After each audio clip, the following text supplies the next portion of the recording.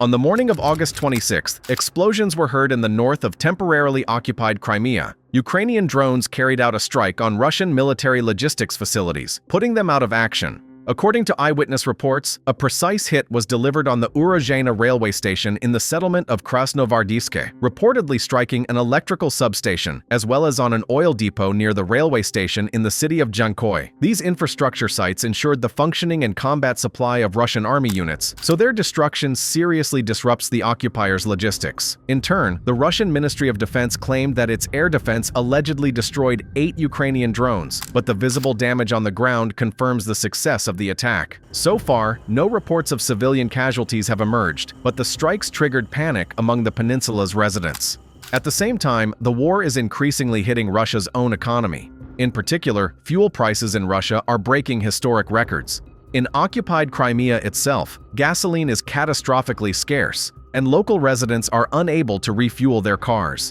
Yet despite rising costs for the population, the war has created a social group in Russia that is materially interested in its continuation. In fact, a kind of new elite, or new wartime middle class, is being formed. It includes defense industry workers, contract soldiers, and military families, those for whom the war has opened access to previously unimaginable incomes and privileges. Salaries at military factories have multiplied. The demand for arms production guarantees constant employment and large bonuses. Military contractors receive steady high pay, one-time bonuses, and generous benefits. Among them is priority university admission for their children. For many residents of Russia's depressed regions, involvement in the military economy means a sharp rise in living standards and social status. The money they now earn revitalizes local trade and services, giving communities access to financial resources that never existed before. It is no surprise that much of this new wartime middle class is not interested in returning to peacetime life.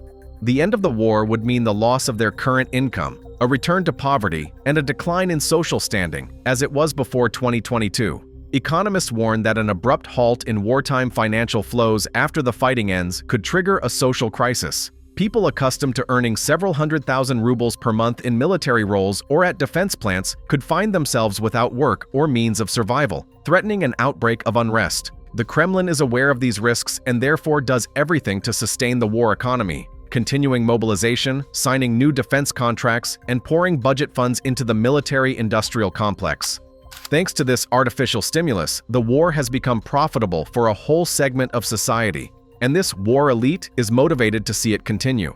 Their well-being depends directly on combat, so they are in no hurry to wish for peace. On the contrary, these people are interested in prolonging the conflict, since every month of war brings them salaries and benefits unavailable in peacetime. Meanwhile, the war is gradually spreading into Russian territory itself, creating new dangers for the population that could shift public sentiment. Recently, Ukraine has increasingly struck deep inside Russia, hitting military airfields, depots, fuel facilities, and even the capital region. According to media reports, the Kremlin is seriously worried about how its citizens will react to such attacks. Beyond the military effect of reducing enemy resources, drone strikes provoke dissatisfaction and panic among Russians who previously felt safe in the deep rear. Ukrainian intelligence is confident that strikes inside Russia can shake the population and force the Kremlin leadership to consider negotiations to end the war. In other words, when the war reaches Russian homes in the form of explosions, fires, and life-threatening danger, society may shift its stance. It is precisely Ukrainian drone strikes, and potentially missile attacks in the future, that create this direct threat to Russian cities and civilians that did not exist before. If such attacks intensify, they could undermine the comfort of the newly emerged war elite and push them to demand an end to the war from the authorities.